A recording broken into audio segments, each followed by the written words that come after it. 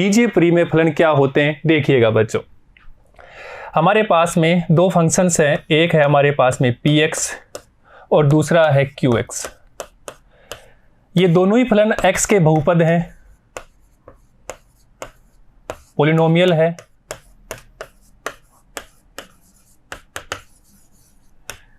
बच्चों किस प्रकार का पॉलिनोमियल है, देखो ax की पावर n प्लस bx की पावर n-1 प्लस cx की पावर n-2, इस प्रकार के ये बहुपद हैं।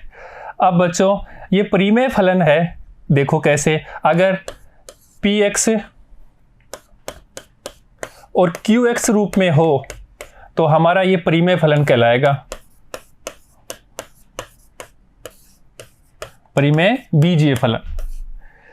अब देखो बच्चों, तो इस प्रकार के फलनों का हम अगर समाकलन करते हैं px qx dx, तो हम आंशिक भिन्नों के द्वारा इनका समाकलन निकालना सीखते हैं। देखिएगा बच्चों, तो बच्चों जैसे हमारा परिमेय बीजीय फलन कैसे हो सकते हैं,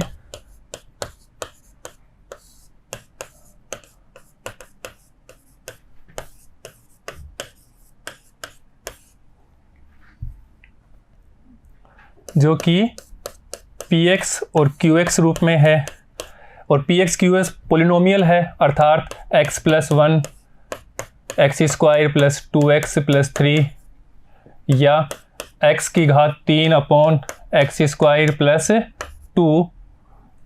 2x - 3। तो इस प्रकार का फलन हो तो ये कौन से फलन कहलाते हैं, परिमेय बीजीय फलन। अब बच्चों ध्यान दीजिए, यहाँ पे दो स्थिति हो सकती है कि या तो अंश की घात ज़्यादा हो या हर की घात ज़्यादा हो। तो देखिए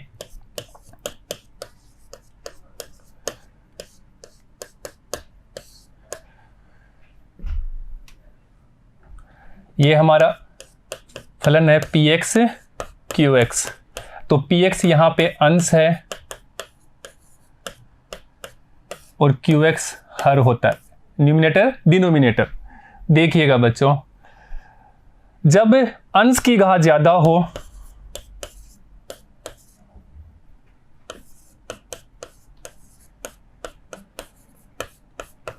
अंश की घात ज्यादा हो हर की घात से,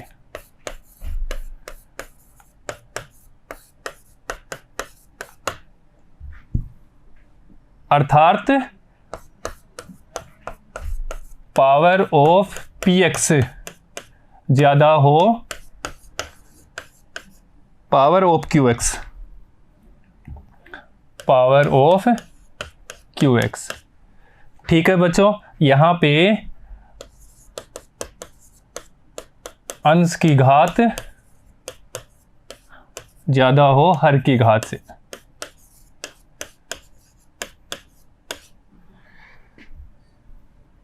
तो इस प्रकार के फलनों को हम विषम परिमेय फलन भी बोलते हैं।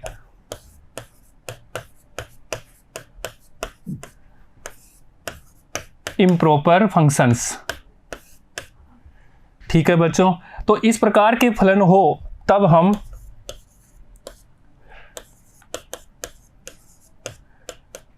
अंश में हर का भाग दे करके, अंश में हर का भाग देकर समाकलन करते हैं।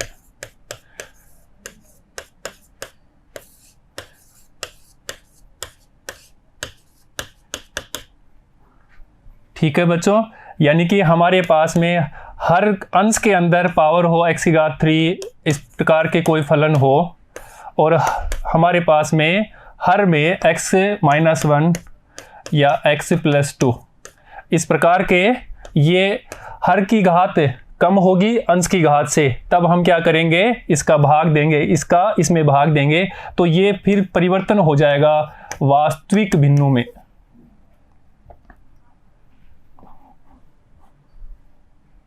ठीक है बच्चों, किस में परिवर्तन हो जाएगा, ये वास्तविक भिन्नों में।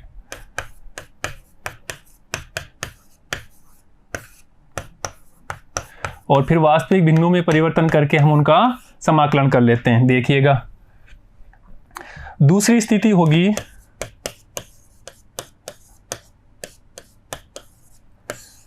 जब अंश की घात कम हो हर की घात से। जब अंश की घात कम हो हर की घात से, अर्थात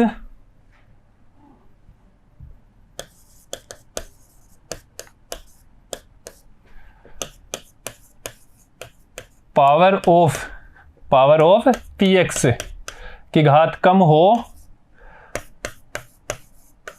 पावर ऑफ qx। तो हमारा फंक्शंस किस प्रकार का होगा, x प्लस 2, यहाँ पे x माइनस 1 या x माइनस 3, इस प्रकार का फंक्शंस हो और उसका हमें समाकलन निकालना हो। तो यहाँ पे देखिएगा बच्चों, अंश की घात कम है हर की घात से। यहाँ पे अंश की 1 घात है और हर की 2 घात है, x की घात है। तब ऐसे फलन हो तो हम उनको आंशिक भिन्नों में तोड़ करके समाकलन करते हैं। तब हम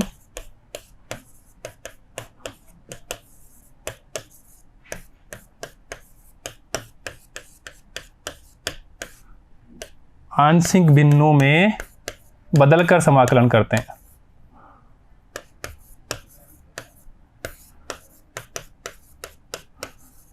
बच्चों, स्थिति 1 में भी हम भाग दे करके फिर उसको वास्तविक आंशिक भिन्नों में, वास्तविक भिन्नों में चेंज कर लेते हैं, फिर हम उसका भी समाकलन करते हैं। तो इस प्रकार के फलनों को हम परिमेय, उचित परिमेय फलन भी बोलते हैं।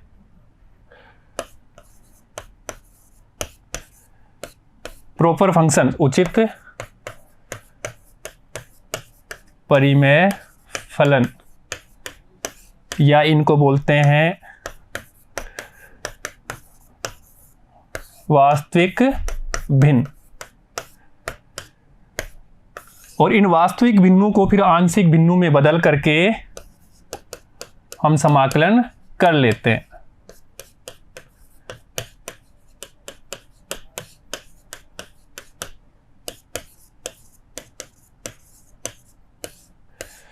ठीक है बच्चों, तो 2 स्थितियां हैं। अगर अंश की घात ज़्यादा हो तो हम हर का अंश में भाग देते हैं, फिर उसको वास्तविक फलन में बदल लेते हैं और फिर वास्तविक भिन्न से हम उसको आंशिक भिन्न में बदल करके समाकलन कर लेते हैं। और स्थिति दूसरी है जब अंश की घात कम हो हर की घात ज़्यादा हो, तब हम उसको सीधा ही आंशिक भिन्नों में बदल करके समाकलन करते हैं। अब हम समझते हैं कि आंशिक भिन्न क्या होते हैं। देखिएगा बच्चों,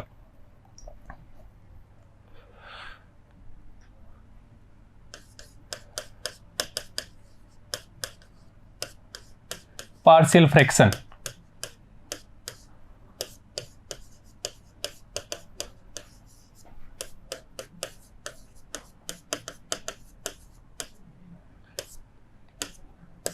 ध्यान दीजिए बच्चों,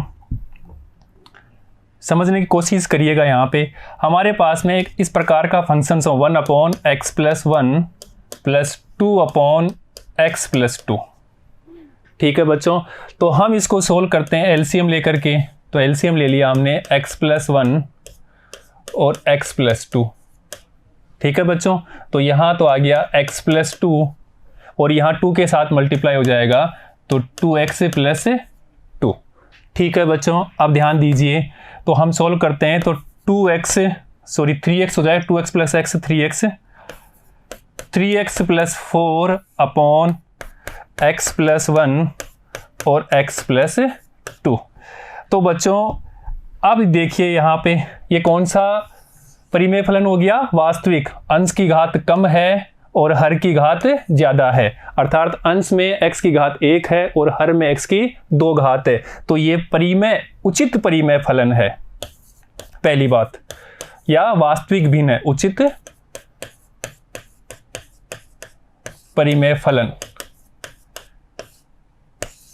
ठीक है बच्चों, तो ऐसी स्थिति से हम, अगर हमारे पास में इस प्रकार का फंक्शंस हो जिसके हमें वापस टुकड़े इस प्रकार करेंगे, इस प्रकार के फलन के वापस, ये कौन सा फलन है, उचित परिमेय फलन या वास्तविक भिन्न। तो इन वास्तविक भिन्नों से हम वापस इस प्रकार तोड़ेंगे, यही हमारा आंशिक भिन्न कहलाता है। इस प्रकार से बदलना, यही क्या कहलाता है, आंशिक भिन्नों में चेंज करना, partial fraction.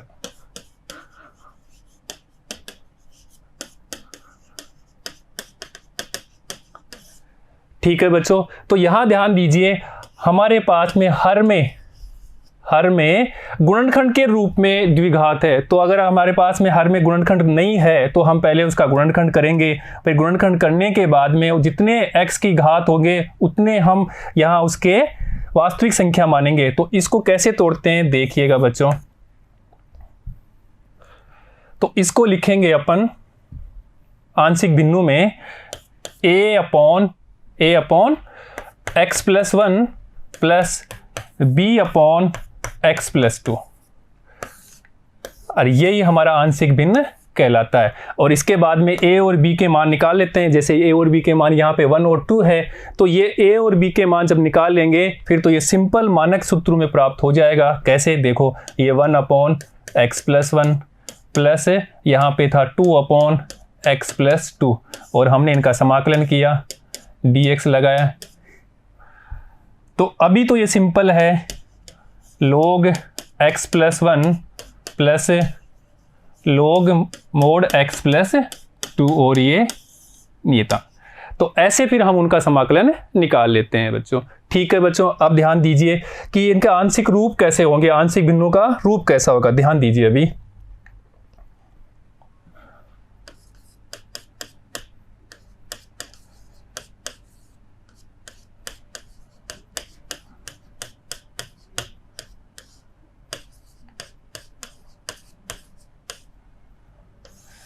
Pattern of partial fraction देखिएगा बच्चों कि किस प्रकार के वास्तविक भिन्न हमारे पास हो तो हम उसको किस प्रकार आंशिक भिन्नों में तोड़ते हैं। तो देखिएगा,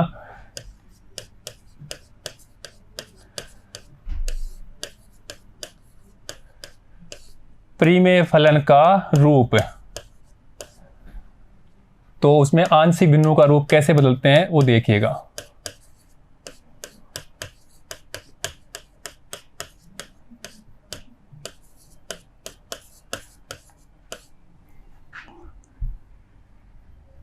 देखो बच्चों, अगर हमारे पास में अंश में px प्लस q इस प्रकार का कोई फंक्शंस हो और हर में x माइनस a और x माइनस b गुणनखंड के रूप में दो फंक्शंस हैं, क्या है, x माइनस a और x माइनस b, ये गुणनखंड किए हुए हैं। तो हम इसको तोड़ेंगे आंशिक भिन्नों में a upon x minus a plus b upon x minus b।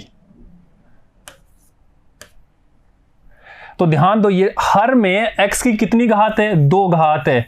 तो हम यहाँ पे 2 वास्तविक संख्याएं मानते हैं, अर्थात वास्तविक संख्याओं के भिन्नों में कितनी घात है हर की, उतने ही हम यहाँ पे वास्तविक संख्याएं मानते हैं। ठीक है बच्चों, ध्यान दीजिए। अभी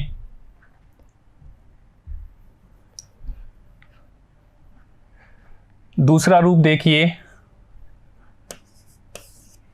अगर हमारा वास्तविक भिन्न इस प्रकार का हो, अंश में px प्लस q और हर में है x माइनस a का होल स्क्वायर, अर्थात रिपीटेड गुणनखंड है, तब हम इसको कैसे आंशिक भिन्नों में लिखते हैं, a upon x minus a plus b upon x minus a का होल स्क्वायर।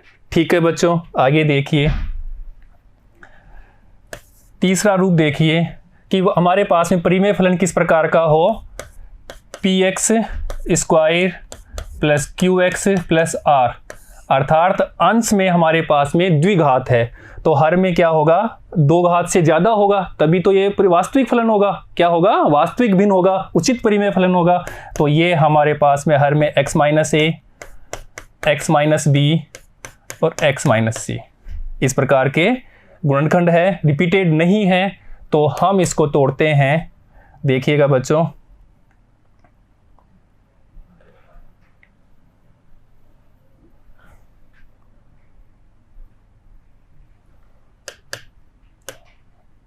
ये इसके इस प्रकार तोड़ते हैं ये, तो इस प्रकार का फलन हो तब हम उसको लिखते हैं। अब देखो यहाँ पे हर में कितनी घात है x की 3, तो 3 हम वास्तविक संख्या मानेंगे, a upon x minus A plus b upon x minus B plus c upon x minus सी।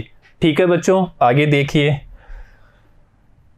चौथा रूप हो हमारे पास में अंश में द्विघात हो px square plus qx plus r, और हर में हमारे पास में हो x माइनस ए का होल स्क्वायर, रिपीटेड गुणनखंड हो और एक हो x माइनस बी। तो बच्चों देखिएगा इसको आंशिक भिन्नों में कैसे तोड़ते हैं। अब देखो यहाँ पे इसी प्रकार तोड़ेंगे, a अपॉन x माइनस ए तो आएगा ही आएगा, प्लस ये b अपॉन x माइनस ए का होल स्क्वायर आएगा, प्लस ये अब ये बच गया तो c upon x minus b. तो देखो बच्चों यहाँ पे x हर में x की 3 घात है, तो a b c 3 हमने वास्तविक संख्या मानी। अब यहाँ पे एक चीज़ ध्यान देने की ज़रूरत है, x माइनस ए का होल स्क्वायर रिपीटेड गुणनखंड है, तो a अपॉन ये तो आएगा ही आएगा, प्लस स्क्वायर के साथ में b आएगा। ठीक है बच्चों, ध्यान दीजिए। नेक्स्ट देखिए, अभी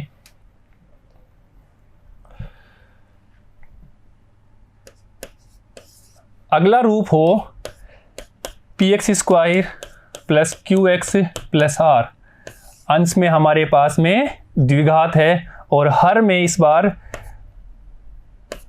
x माइनस ए गुणनखंड ऐसा हो और दूसरा गुणनखंड हो x square plus bx plus c, जहाँ पे हम x square plus bx plus c इसके फर्दर गुणनखंड नहीं कर सकते।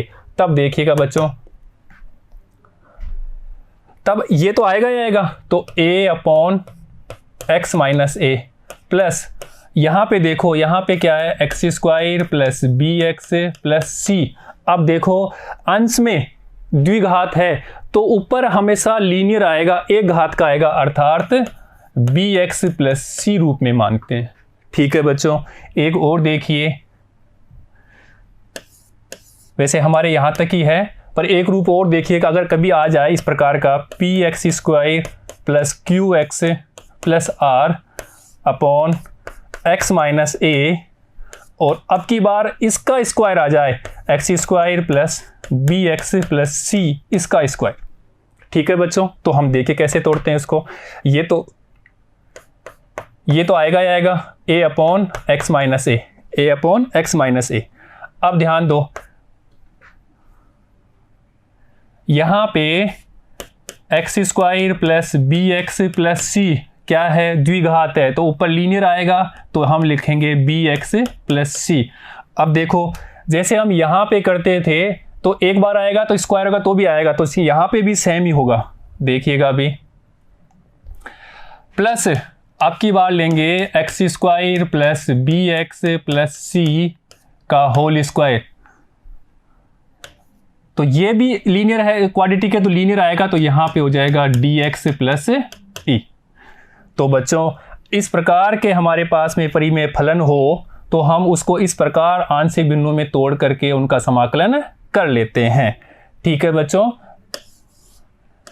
अगर परिमेय फलन का रूप इस प्रकार का हो तो हम उसको आंशिक भिन्नों में इस प्रकार तोड़ करके उनका समाकलन कर लेते हैं।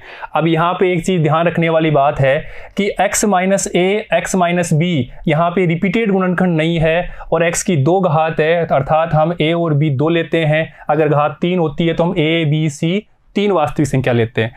अगर अलग यहाँ पे है, अगर रिपीटेड गुणनखंड है तो एक बार तो आएगा ही आएगा और दूसरा उसके स्क्वायर के साथ में और एक वास्तविक संख्या मानते हैं, और हम इन a और b का मान निकाल करके ही हम समाकलन कर लेते हैं।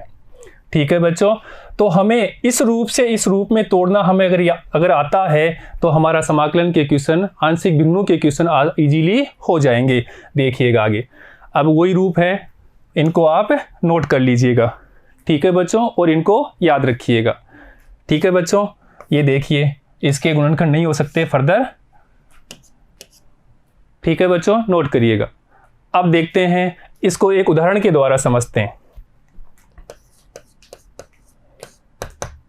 अच्छी तरह समझने की कोशिश करो।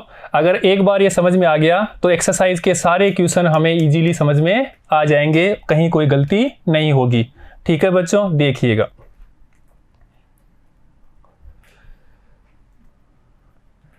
हमारे पास में फंक्शन दे रखा है dx बटे x+1 और x+2, तो जिसका हमें समाकलन निकालना है। तो सबसे पहले तो हमें देखना है कि अंश में कितनी घात है और हर में कितनी घात है। तो यहाँ पे देखते हैं, अंश में तो अचर पद है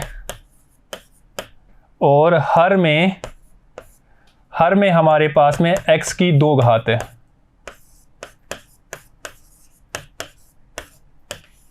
अर्थात ये किस प्रकार का परिमेय फलन है? उचित परिमेय फलन। उचित परिमेय फलन या वास्तविक भिन्न बोल सकते हैं। उचित परिमेय फलन है, अर्थात उचित परिमेय फलन है तो हम उसको आंशिक बिंदु में तोड़ लेते हैं। देखिएगा, इसलिए 1/x+1 और x+2 को हम ले लेते हैं a/x+1 प्लस b/x+2। ठीक है बच्चों, अभी हमने सीखा था उसके प्रकार हमने इस रूप में लिख लिया। अब ध्यान दीजिए, अभी यहाँ पे हम एलसीएम ले लें या फिर दोनों तरफ x+1 और x+2 से गुणा कर देते हैं, जो भी अच्छा लगे वैसा कर लो। तो हम एलसीएम ले लेते हैं, तो यहाँ पे x+1 और x+2, यहाँ देखिएगा बच्चों x+1 और x+2, हम a और b के मान निकाल रहे हैं और ये a और b के मान निकालना ही इम्पोर्टेंट है। देखिएगा, तो a के साथ में आएगा x+2 और b के साथ में x+1।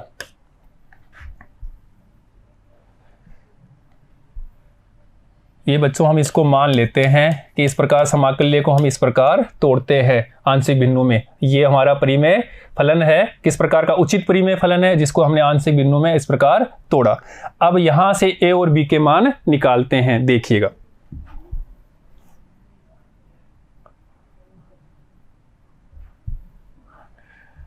अभी ये तो ये कैंसिल हो जाएगा, तो 1 = a x+2 plus b x+1 multiply कर लेते हैं, a को इसके साथ में, b को इस फंक्शन के साथ में। तो 1 = ax plus a2 plus bx plus b। ठीक है बच्चों, अभी हम इस समीकरण के दोनों पक्षों में x के गुणांक और अचर पदों की तुलना कर लेते हैं।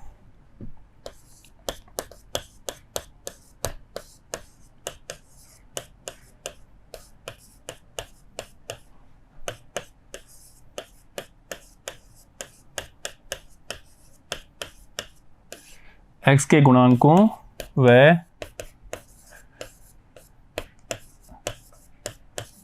अचर पदों की तुलना करने पर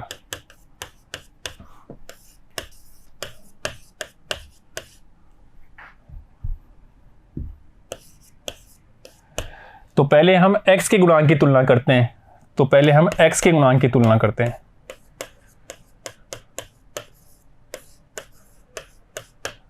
देखिएगा बच्चों, यहां पे देखो x का गुणांक क्या है? कुछ नहीं है, अर्थात 0। यहां देखो x का गुणांक a, इसका गुणांक x का a है। यहां पे देखो x का गुणांक क्या है? b है, प्लस b, अर्थात a plus b = 0। a plus b = 0, हमें एक समीकरण प्राप्त हो गया। ठीक है बच्चों, अभी देखिए आगे, इसको अच्छी तरह समझ लीजिए बच्चों। अब दूसरा है अचर पदों की तुलना करने पर।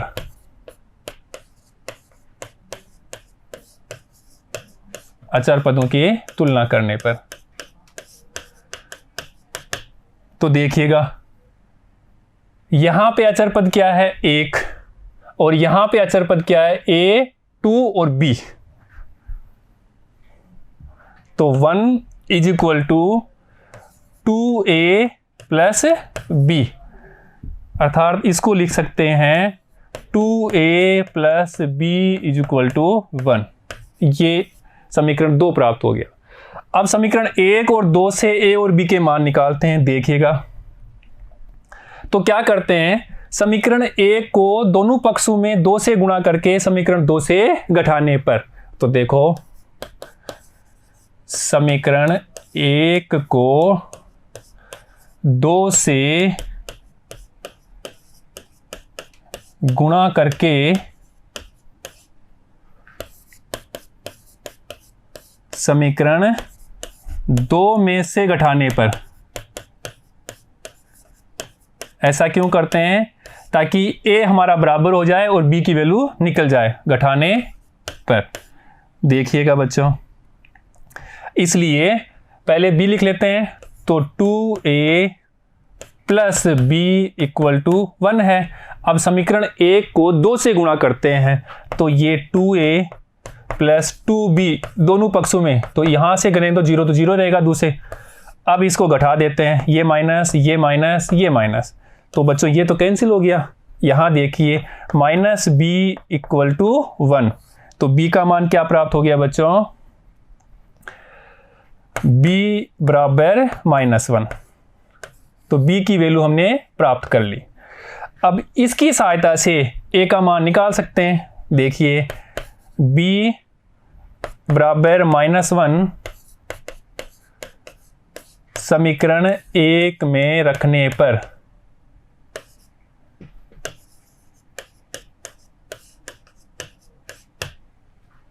ठीक है बच्चों, देखिएगा, और समीकरण 1 है हमारे पास a plus b is equal to 0।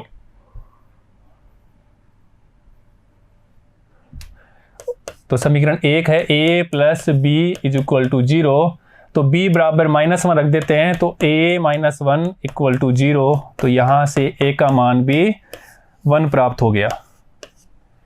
ठीक है बच्चों, अब आगे देखिए, इसलिए अब a और b के मान अपने समाकल्य में जहाँ पे आंशिक भिन्न हमने माने थे वहाँ पे रख देते हैं। इसलिए हमारा जो समाकल्य था dx बटे x प्लस 1 और x प्लस 2, जिसको हमने लिखा था a upon x plus 1 plus b upon x plus 2, ये समाकलन dx।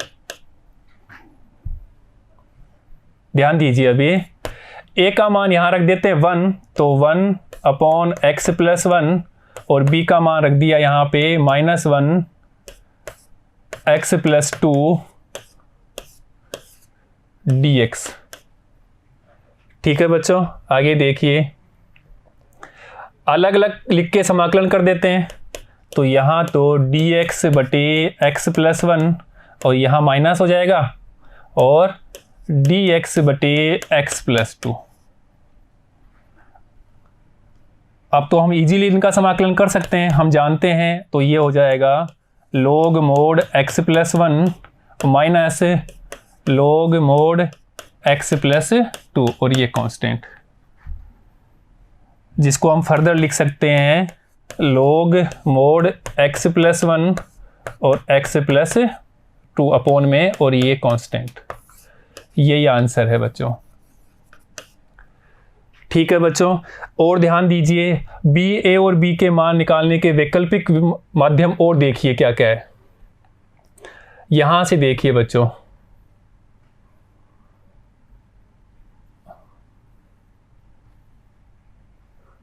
यहां देखिए, या यहां देख लो, एक ही बात है। तो a1 बराबर a x plus 2 plus b x plus 1, देखिएगा इसको ऐसे लिख सकते हैं, 1 is equal to a x plus 2 plus b x plus 1। गौर करिए बच्चों, अभी ये वैकल्पिक दूसरा मेथड है जिसको हम सीधा भी a और b के मान निकाल सकते हैं। अब ध्यान दो, यहाँ पे इसको जीरो करना है b को, तो a का मान प्राप्त होगा। और b को जीरो कब होगा? जब x बराबर -1 रखने पर। तो x बराबर -1 रखने पर रखते हैं, तो यहाँ तो 1 का 1, यहाँ रखते हैं a -1 प्लस 2, ये 0 हो जाएगा। तो 1 इक्वल टू a 1 हो जाएगा। देखिएगा तो a का मान 1 हो गया। ऐसे ही अब की बार हमें a को जीरो करना है, तो b प्राप्त होगा। और a को जीरो कब होगा? जब x बराबर -2 रखने पर। तो x बराबर -2 रखने पर, तो हमने रखा, तो यहाँ तो 1 का 1 ही इज इक्वल टू, यहाँ पे -2 रखेंगे तो ये 0 हो जाएगा ये तो यहाँ पे b, और x बराबर -2 रखा तो -2 प्लस 1। देखिएगा बच्चों, तो 1 इज इक्वल टू b -1, तो b का मान b बराबर -1, a बराबर 1 और b बराबर -1। तो देखिएगा हमने यहाँ पे भी ऐसे ही प्राप्त किया था, ये b बराबर -1 और a बराबर 1। देखो b बराबर -1 और a बराबर 1। और देखिए बच्चों तीसरा वैकल्प, यही मेथड है तीसरा भी, देखिए इसको। हमारे पास में यहाँ ध्यान दीजिए, कंपटीशन एग्जाम हो तो सीधा हम यहाँ से ही कर सकते हैं, a और b का मान निकाल सकते हैं यहाँ से सीधा। देखिए कैसे, 1/x+1 और x+2, जिसको हमने फर्दर लिखा था a/x+1 प्लस b/x+2। देखिएगा बच्चों, अभी हमें a का मान निकालना है। किसका मान निकालना है? a का मान। तो हम क्या करते हैं, ax+1, यहाँ पे x+1 0 कब होगा? ये x बराबर -1, तो x बराबर -1 यहाँ पे रखना है इस समाकल्य में, 1/x+1 और x+2 पर इसको छुपा के रखना है। किसको छुपा करके? x+1 को छुपा करके यहाँ रखना है, तो वो हमारे पास में a का मान प्राप्त होगा बच्चों। किसका मान प्राप्त होगा? a का मान। देखिए तो a का मान प्राप्त होगा, यहाँ इसको इस पे नहीं रखना, इस पे रखना है -1, तो यहाँ पे रखा हमने -1 प्लस 2, तो ये हो जाएगा 1/1 बराबर 1। तो यहाँ से भी a का मान 1 ही आया। दो समीकरण निकाले तो भी a का मान 1 आया, x बराबर 1 रखने पर या x बराबर -2 रखने पर भी ऐसे ही आया था। ऐसे ही देखिए बच्चों,